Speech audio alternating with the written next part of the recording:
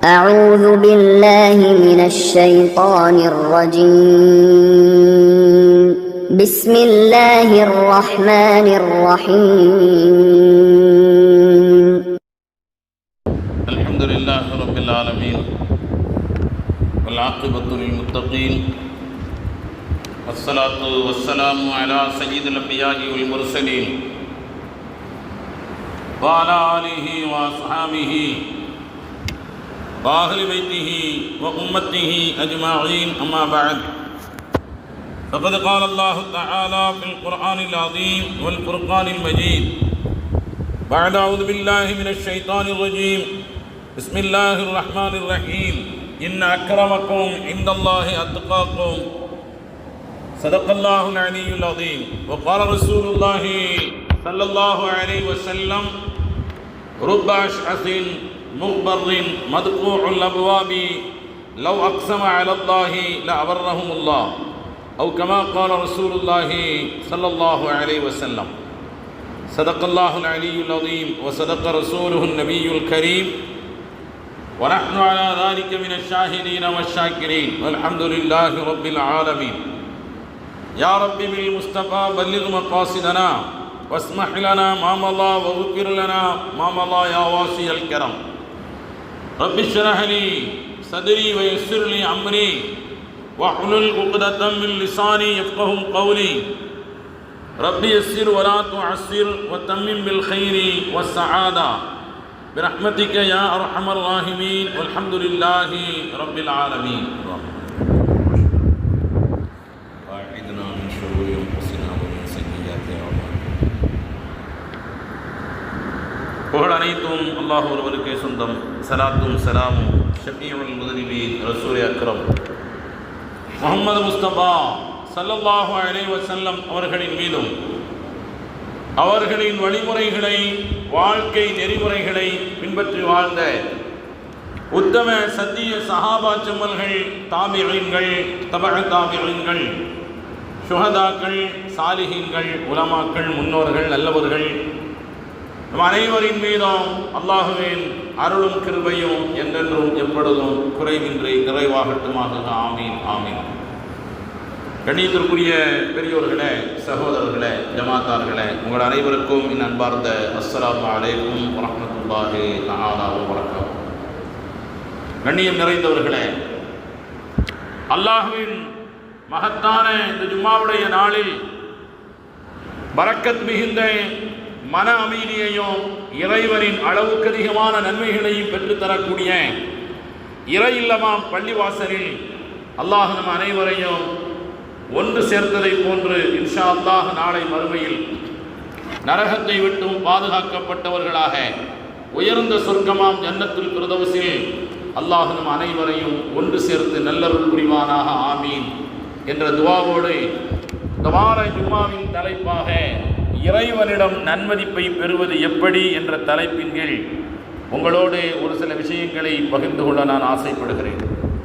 கண்ணியத்திற்குரியவர்களே, இந்த உலகத்தில் வாழுகின்ற மனிதர்கள் மக்களுக்கு மத்தியில் தான் மதிக்கப்பட வேண்டும், தான் உயர்வாக கண்ணியமாக எண்ணப்பட வேண்டும் என்பதற்காக விலை உயர்ந்த ஆடைகளை அணிகிறார்கள்.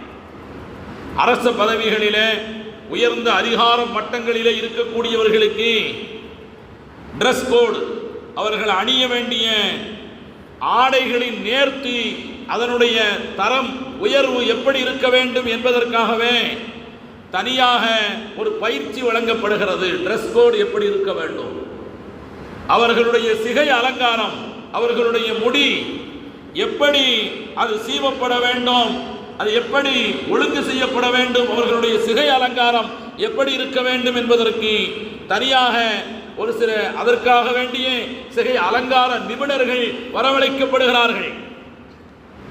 அவர்களோடு செல்லக்கூடிய பாதுகாவலர்கள் அவர்கள் எப்படி இருக்க வேண்டும், பாதுகாவலர்கள் அணிகின்ற கண்ணாடி அது சாதாரணமாக கூலிங் கிளாஸ் கண்ணாடியை போன்று தெரியலாம்.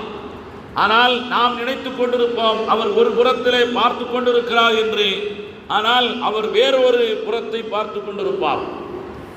சிஆர்பிஎஃப் வீரர்கள் இருக்கிறார்களே, அவர்கள் வலதுபுறத்தை பார்ப்பதை போன்றிருக்கும் அவர்களுடைய கண்ணாடியின் அமைப்பு.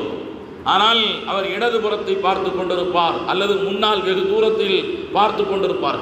இப்படி பெரும் பெரும் பதவிகளிலே இருக்கக்கூடியவர்கள், மக்களுக்கு மத்தியில் மிக முக்கியமான நபர்களாக கருதப்படக்கூடியவர்கள், அவர்கள் உடுத்துகின்ற ஆடை, அவருடைய சிகை அலங்காரம், அவருடைய நடை உடை பாவனை, அவரோடு உடன் வருகின்ற பாதுகாவலர்கள் எப்படி இருக்க வேண்டும் என்பதற்காக தனி ஒரு பாடமே இருக்கிறது. மக்களுக்கு மத்தியில் ஆடம்பரமாக இருக்கலாம், ஆனால் இன்று அவர்கள் தவிர்க்க முடியாமல் அதை ஆக்கிவிட்டார்கள். ஆனால் அது ஆடம்பரம். அதே போன்று சாதாரணமான மக்களில் தொழிலதிபர்கள் எத்தனையோ பேர் விலை உயர்ந்த கை கடிகாரங்களை கட்டுகிறார்கள். சமீபத்தில் ஒரு திருமண நிகழ்வில் இந்தியாவின் மிக பெரும் பணக்காரர் 1 கோடி ரூபாய்க்கு ஒரு வாட்ச் கட்டியிருக்கிறார். அவரை பேட்டி கண்ட ஒரு பத்திரிகையாளர், 1 கோடிக்கு பெருமானம் உள்ள கை கடிகாரத்தை நீங்கள் கட்டியிருக்கிறீர்கள், ஆனால் இதிலும் 12 மணி நேரம் தானே, ஒரு நாளைக்கு 24 மணி நேரம் தானே என்று சொல்கிற பொழுது அவர் தன்னை பற்றி சொல்கிறார், உங்களுடைய 24 மணி நேரமும் என்னுடைய 24 மணி நேரமும் ஒன்றாக கருத முடியாது. என்னுடைய ஒரு நிமிடம் என்பது உன்னுடைய 24 மணி நேரத்திற்கு சமமானது என்று சொல்கிறார்.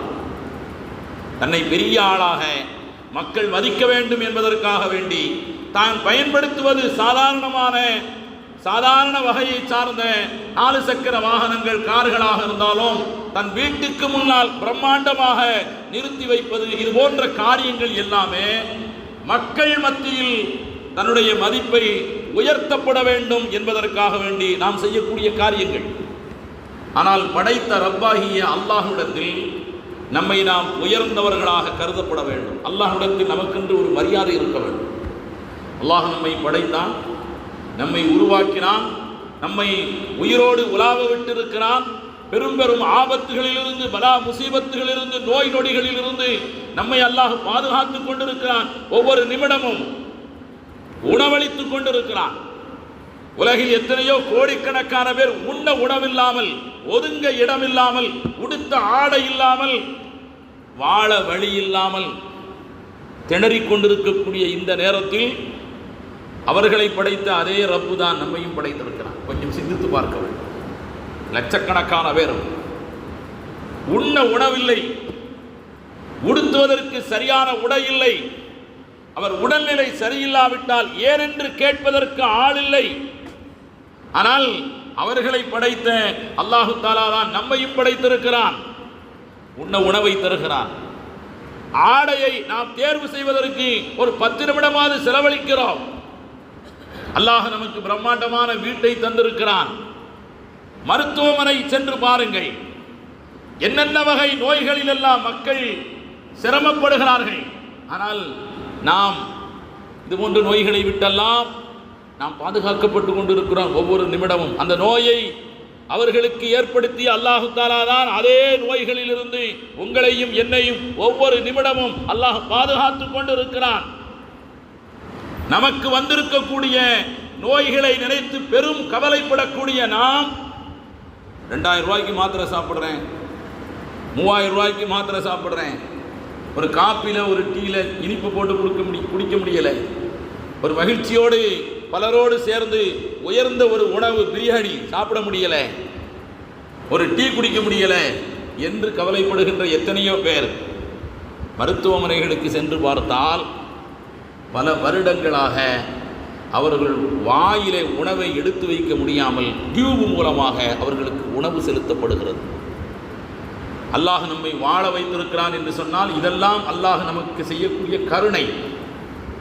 கருணை என்பது அல்லாஹ்வுடைய படைப்புகள் அனைத்தின் மீதும் அல்லாஹ் செய்யக்கூடிய காரியம். நாம் அல்லாஹ்விடத்தில் மதிப்போடு இருக்கிறோமா என்பதை நாம் சிந்தித்து பார்க்க வேண்டும். கருணை என்பது அல்லாஹ் நாய்க்கும் தருகிறான், கால்நடைகளுக்கும் தருகிறான், தன்னால் படைக்கப்பட்ட படைப்பினங்கள் அனைத்திற்கும் தருகிறான். அது வேறு விஷயம். அதே கருணையினால் தான் நமக்கும் அல்லாஹ் வாழ வைக்கிறான். ஆனால் அல்லாஹ்விடத்தில் நாம் மதிப்போடு இருக்கிறோமா? மரியாதையோடு இருக்கிறோமா என்று சொன்னால் சிந்தித்து பார்க்க வேண்டும். அல்லாஹ்விடத்தில் நாம் மதிப்பை மரியாதையும் பெறுவதற்கு எந்த காசு பணத்தையும் செலவழிக்க வேண்டிய அவசியம் இல்லை, சிரமப்பட வேண்டும் என்ற அவசியமில்லை. ஈமானோடு, நிறைந்த ஈமானோடு, தூய்மையான எண்ணத்தோடு, இஹ்லாஸான எண்ணத்தோடு வாய்ப்புகள் கிடைக்கின்ற பொழுதெல்லாம் நாம் அமல்கள் செய்து கொண்டிருந்தால் அல்லாஹ்விடத்தில் உயர்ந்தவர்களாக இருக்கிறார். 3 நிபந்தனைகள் உண்டு. நிறைவான ஈமான், எந்த இடத்திலும் ஈமானை நாம் விட்டுவிடக்கூடாது. நிறைவான ஈமான், இஹ்லாஸான எண்ணம், சின்ன அமலாக இருந்தாலும் சரி, பெரிய அமலாக இருந்தாலும் சரி, பிற மனிதர்களுக்கு காட்டுவதற்காக வேண்டி என்று வந்துவிட்டால் பழைய துணியை தூக்கி எறிவதை போன்று அல்லாஹ் தூக்கி எறிந்து விடுகிறான். அது நீங்கள் பிரம்மாண்டமாக செய்த அமலாக இருந்தாலும் சரி, சின்ன அமலாக இருந்தாலும் படைத்த ரப்புக்காக வேண்டி வஜிஹில்லா, அல்லாஹ்விற்காக வேண்டி என்ற உயர்வான எண்ணம் இருந்தால் அல்லாஹ் அதை ஏற்றுக்கொள்கிறான். கண்ணியத்திற்குரியவர்களே, இஹ்லாஸான எண்ணம், நிறைவான ஈமான், வாய்ப்புகள் கிடைக்கின்ற பொழுதெல்லாம் அமல்கள் செய்வது, இது இருந்துவிட்டால் பணம் காசு இருந்தாலும் இல்லாவிட்டாலும், ஏழையாக இருந்தாலும் அல்லாஹ்விடத்தில் மதிப்பு மிக்கவர்களாக வாழலாம். அல்லாஹ் அதனால் தான் சொல்கிறான் குர்ஆன் ஷரீஃபில், யா அய்யுஹன் நாஸ் இன்னா خلقناكم من ذكر وانثى وجعلناكم شعوبا وقبائل لتعارفوا ان اكرمكم عند الله اتقاكم. இந்த வசனம் எப்பொழுது இறங்கியது தெரியுமா? மக்காவாசிகளுக்கு மத்தியிலே பணத்தை வைத்து ஒருவரை எடை போட மாட்டார்கள், குணத்தை வைத்து ஒருவரை மதிக்க மாட்டார்கள். பணத்தை வைத்து, குணத்தை வைத்து ஒருவரை மதிக்க மாட்டார்கள், குடும்பத்தை வைத்துத்தான் மதிப்பார்கள். இந்த குடும்பத்தை சார்ந்தவரா, அவர் எவ்வளவு பெரிய பாவியாக இருந்தாலும் சரி அவர் உயர்ந்தவர் தான். இந்த குடும்பத்தை சார்ந்தவரா, அவர் நல்லவராக இருந்தாலும் சரி மதிப்பு மரியாதையும் இல்லாதவர். இந்த குணம் மக்காவாசிகளிடத்திலே இருந்தது.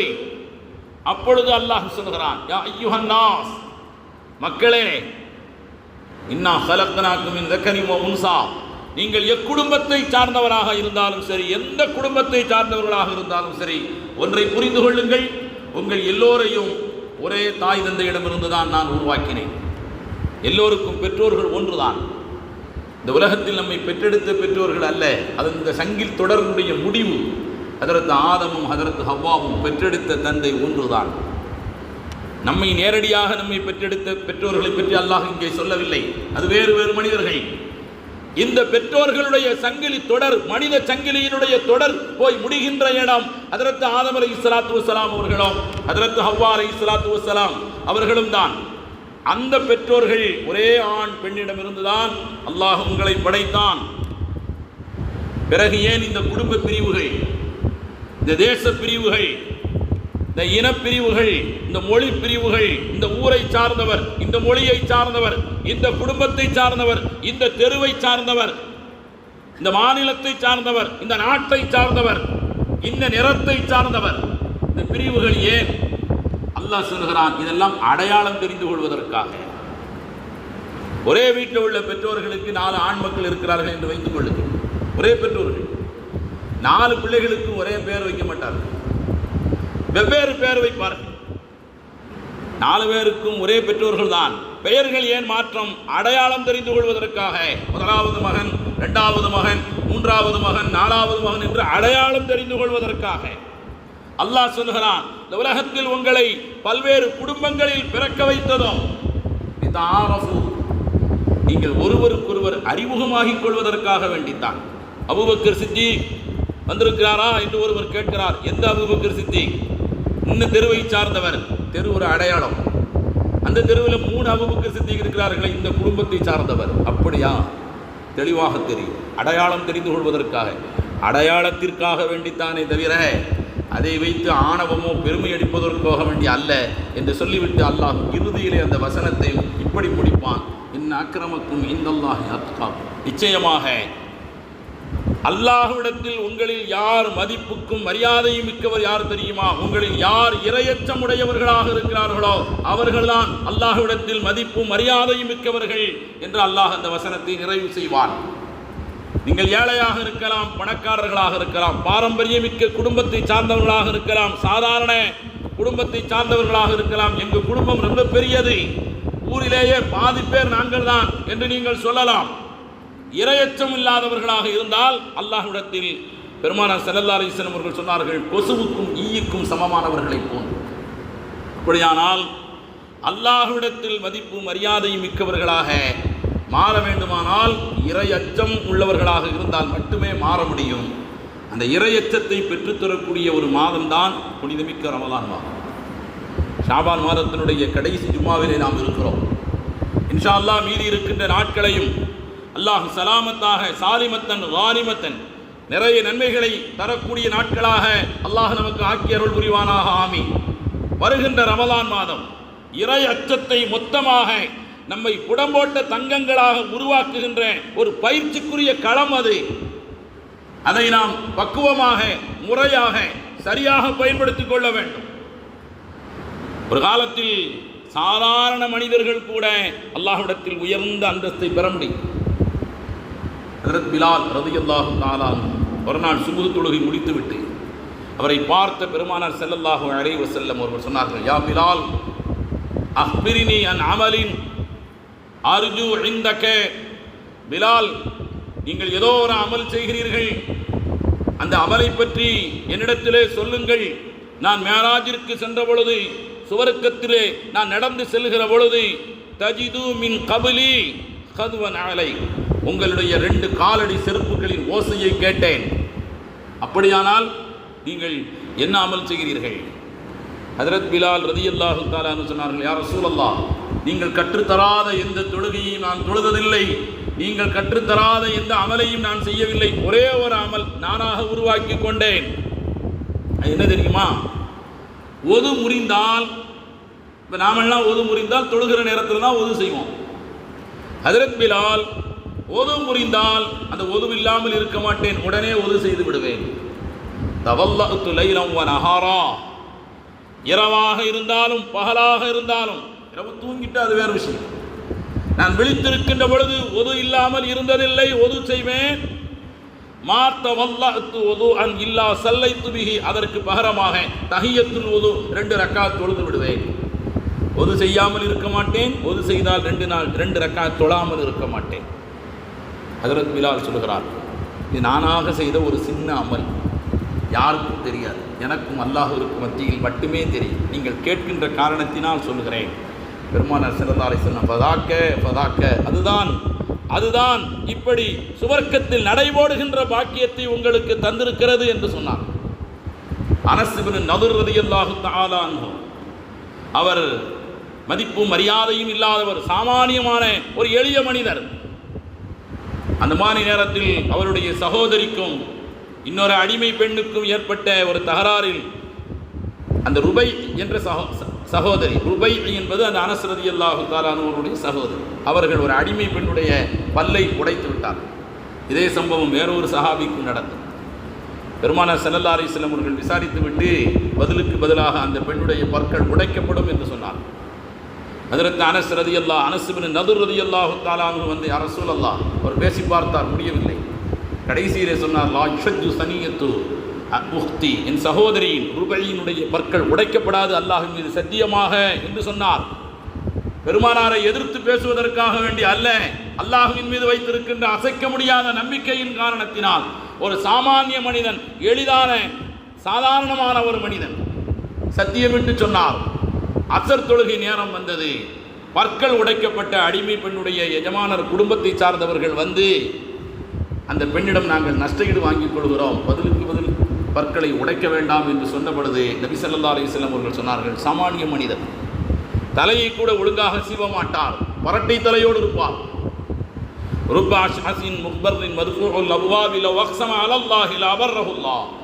சாதாரணமான மனிதர் தலையை கூட ஒழுங்காக சீவ மாட்டார். அல்லாஹ்விடத்தில் எவ்வளவு மதிப்பும் மரியாதை மிக்கவராக இருக்கிறார்.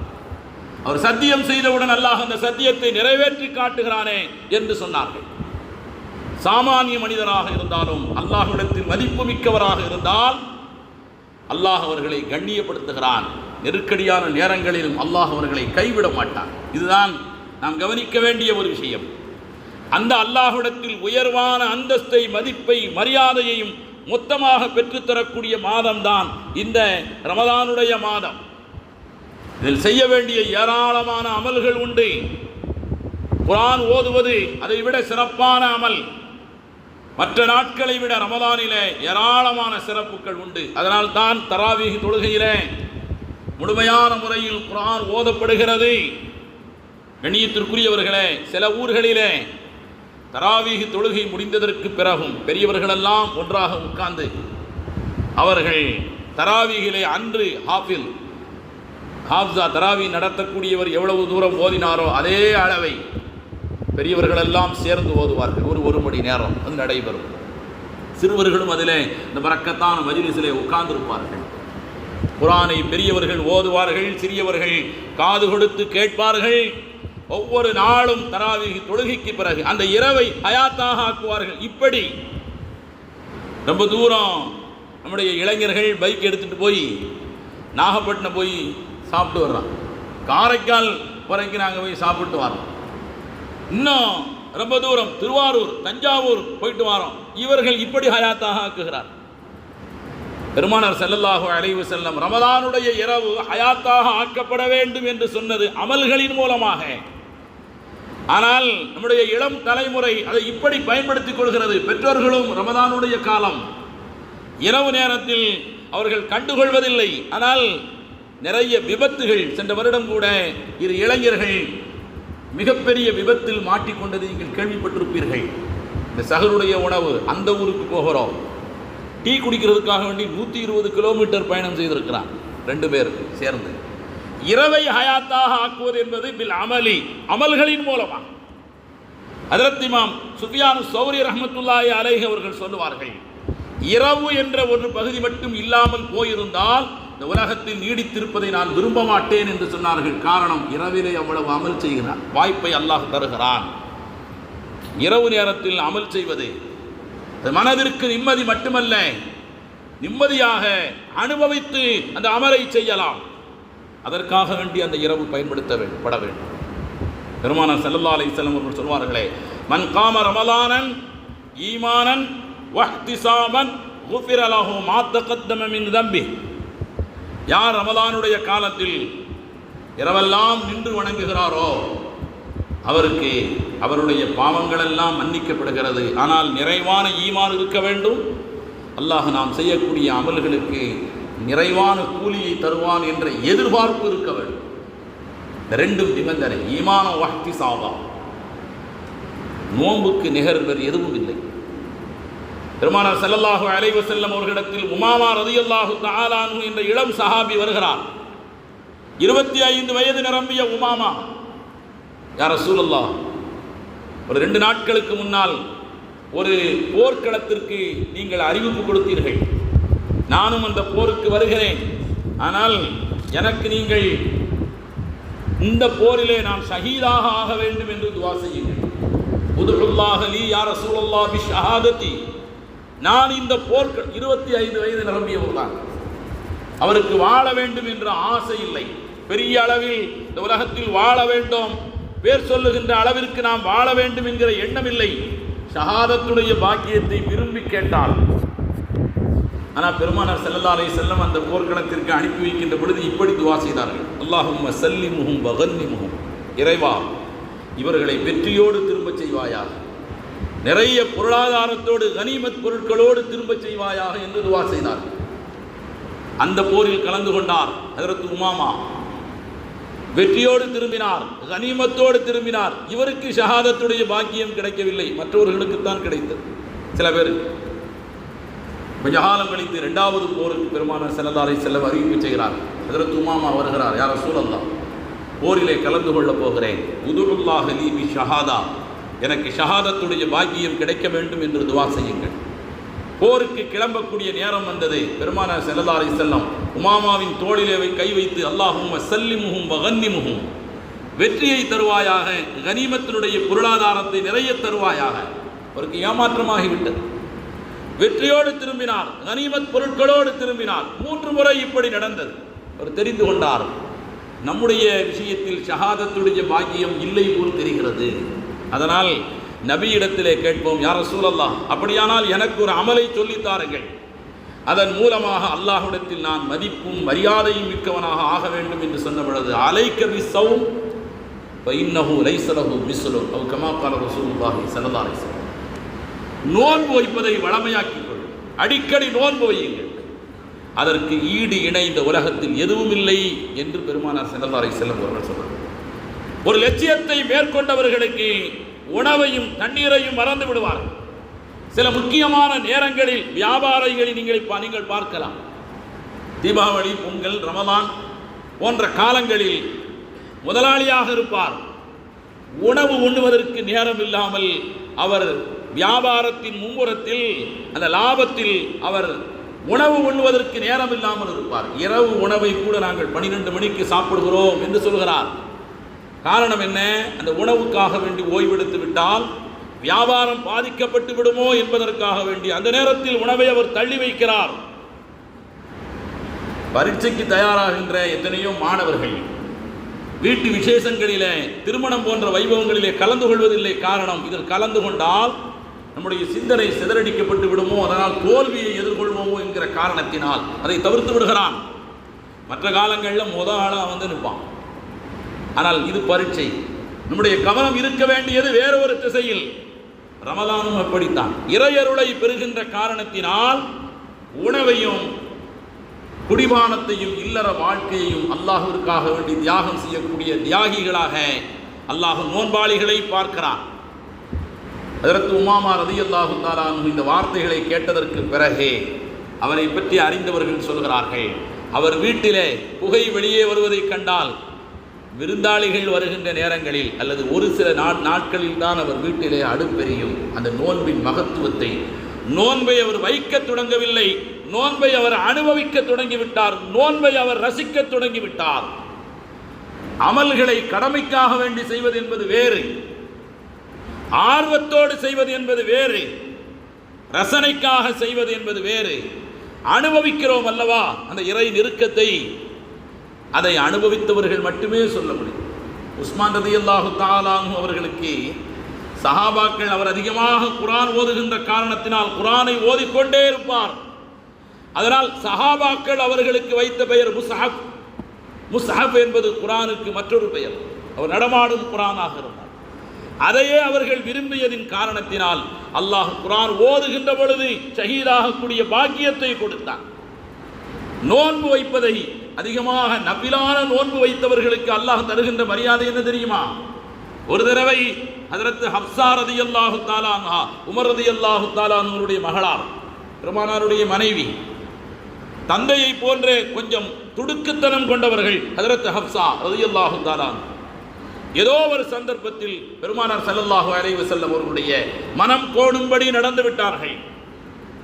பெருமானார் ஸல்லல்லாஹு அலைஹி வஸல்லம் அவர்களால் அதை தாங்க முடியாது, ஒரு தலாக் சொல்லிவிட்டார்.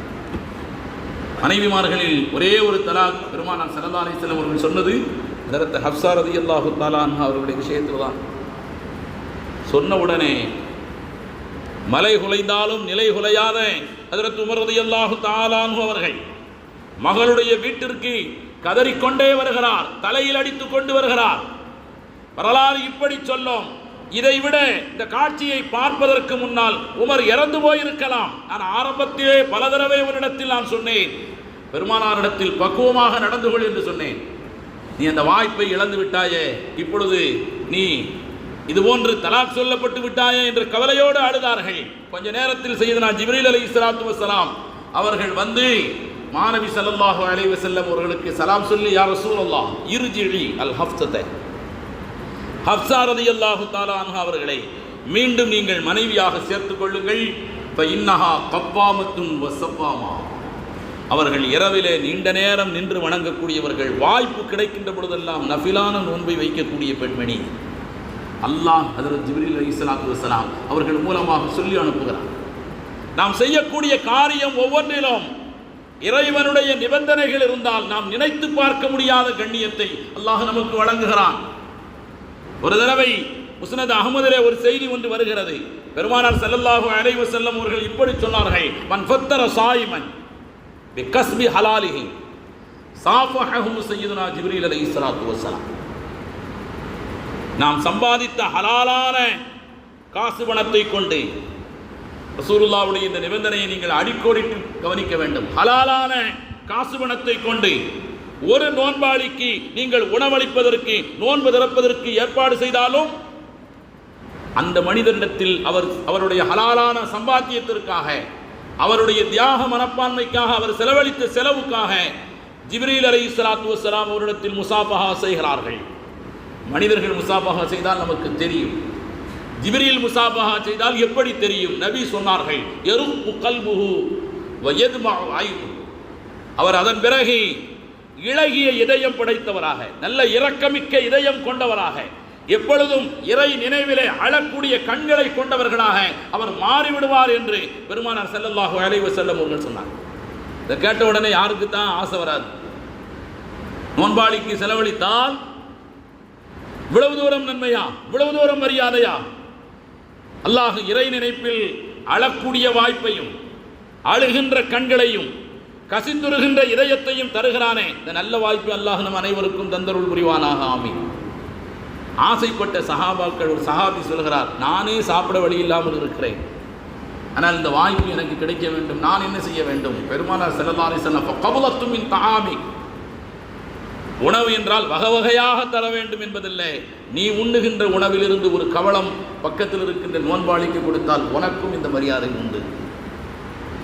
கண்ணியத்திற்குரியவர்களே, ஹலாலான சம்பாத்தியமாக இருக்க வேண்டும். நான் ஆரம்பத்தில் பயானுடைய ஆரம்பத்தில் சொன்னதை போன்று லிவஜ்ஹில்லா, அல்லாஹ்வுடைய திருப்திக்காக வேண்டி இருக்க வேண்டும். காட்டுவதற்காக வேண்டியோ போட்டி மனப்பான்மைக்காக வேண்டியோ இருந்தால் அவரவர்களுடைய இதயத்தை அல்லாஹ் அறிவான். அதற்கு உரிய நன்மையை அல்லாஹ்விடத்தில் தான் நாம் அந்த அளவோடு தான் பெற முடியும். அப்படி ஏகப்பட்ட நன்மைகளை பெற்றுத்தரக்கூடிய வசந்தமிக்க ரமலான் நம்மை நோக்கி வருகிறது. நாம் அதை எப்படி பயன்படுத்த போகிறோம்? நம்மால் முடிந்த அளவிற்கு நாம் அதிகமாக குர்ஆனை ஓதுவதற்கு நாம் நேரத்தை ஒதுக்க வேண்டும்.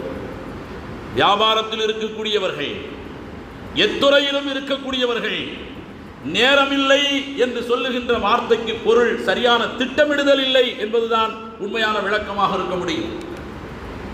டாக்டர் யூசுப் அல் கர்தாவி சொல்கிறார், பிரம்மாண்டமான தேசத்தை கட்டி அமைத்த ஹஜரத் உஸ்மான், ஹஜரத் உமர் ரலியல்லாஹு தஆலா 10 லட்சம் சதுர மைல்களுக்கு மேலாக கட்டி ஆண்டவர்கள். ஒவ்வொரு நாளும் தன்னுடைய கவர்னர்களிடத்தில், தனக்கு கீழுள்ள ஆட்சியாளர்களிடத்தில் ஆட்சி அதிகார வரம்பை பற்றியும், சட்டம் ஒழுங்கை பற்றியும், மக்களின் நலன்களை பற்றியும் சிந்திக்கின்ற அந்த ஹலீஃபாக்கள் வணக்க வழிபாடுகளில் அவர்களுக்கு மிஞ்சுவதற்கு ஆள் இல்லை. கண்ணியத்திற்குரியவர்களே, நமக்கு இஹ்லாஸான எண்ணம் இருந்தால், அமல் செய்ய வேண்டும் என்ற ஆர்வம் இருந்தால், அல்லாஹ்வே அந்த அமல் செய்வதற்குரிய வாய்ப்பை ஏற்படுத்தி தருவான், நேரத்திலே பரக்கத்தை தருவான். ஒருவர் இப்படி சொல்கிறார், ஒரு தாபிஈ, எனக்கு ரமலானிலே 2 மணி நேரம் மட்டுமே தூங்குவதற்கு நேரம் கிடைக்கிறது, ஆனால் உங்களில் ஒருவர் 10 மணி நேரம் தூங்கினால் அந்த உடல் எவ்வளவு சுறுசுறுப்பாக இருக்குமோ அதே போன்ற சுறுசுறுப்பை, ஆரோக்கியத்தை நான் பெறுகிறேன், நான் உணர்கிறேன். என்னால் நீ 10 மணி நேரம் தூங்கி ஆரோக்கியத்தையும் சுறுசுறுப்பையும் பெறுகின்ற ஒன்றை போன்று வெறும் 2 மணி நேரம் மட்டுமே தூங்கி அந்த ஆரோக்கியத்தை என்னால் பெற முடியும். காரணம், ஆரோக்கியத்தையும் சுறுசுறுப்பையும் நோயையும் தளர்ச்சியையும் தரக்கூடியது அல்லாஹ்வுடைய கையில் இருக்கிறது என்று சொல்கிறார். கண்ணியத்திற்குரியவர்களே, இந்த புனிதமிக்க ரமலானை எந்த விதத்திலும் நாம் கைவிட்டு விடக்கூடாது. நோன்பு வைப்பது, தஹஜ்ஜத் தொழுவது, தஹஜ்ஜத்துடைய நேரத்தில் பாவ மன்னிப்பு கேட்பது, பெற்றோர்களுக்காக, இறந்தவர்களுக்காக, நமக்காக, மனைவி மக்களுக்காக, உற்றார் உறவினர்களுக்காக, நண்பர்களுக்காக, உலக முஸ்லிம்கள் அனைவருக்காக நோன்பு திறக்கின்ற நேரமும் துவா ஒப்புக்கொள்ளப்படக்கூடிய நேரம். அந்த நேரத்தில் வான் நோக்கி கை உயர்த்தப்பட வேண்டும். வார்த்தைகள் நாம் தடுமாற்றமாக அல்லாஹ்வின் பேரருளை நினைத்து நாம் துவா செய்து கொண்டிருக்க வேண்டுமே தவிர மற்ற சத்தங்கள் நாம் இருக்கின்ற இடத்தில் கேட்கக்கூடாது. நாம் துவா செய்து கொண்டிருந்தால் நமக்கு என்ன வர வேண்டுமோ அது கிடைக்கும். நம் முன்னால் எது வர வேண்டுமோ அது கிடைக்கும்.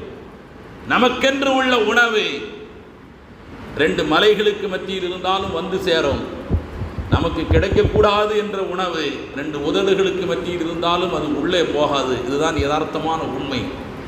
எனவே அந்த ரமலானுடைய முழு நேரத்தையும் முழு காலத்தையும் பயன்மிக்கதாக குர்ஆன் ஓதுவதிலும் அமல் செய்வதிலும் உறவினர்களை ஆதரிப்பதிலும், நோயாளிகளுக்கு உதவி செய்வதிலும், தேவையானவர்களை தேடிச் சென்று உதவி செய்வதிலும், அக்கம் பக்கத்தினரிடத்தில் அவர்களுடைய சிரமங்களிடையே பங்களிப்பதிலும் முழுமையான முறையில் ரமலானை நாம் பயன்படுத்த வேண்டும். அல்லாஹ் அந்த நல்ல வாய்ப்பினை உங்களுக்கும் எனக்கும் தந்தருள் புரிவானாக. ஆமீன். வாஹிரு தஅவானா அல்ஹம்துலில்லாஹி ரப்பில் ஆலமீன். அஸ்ஸலாமு அலைக்கும்.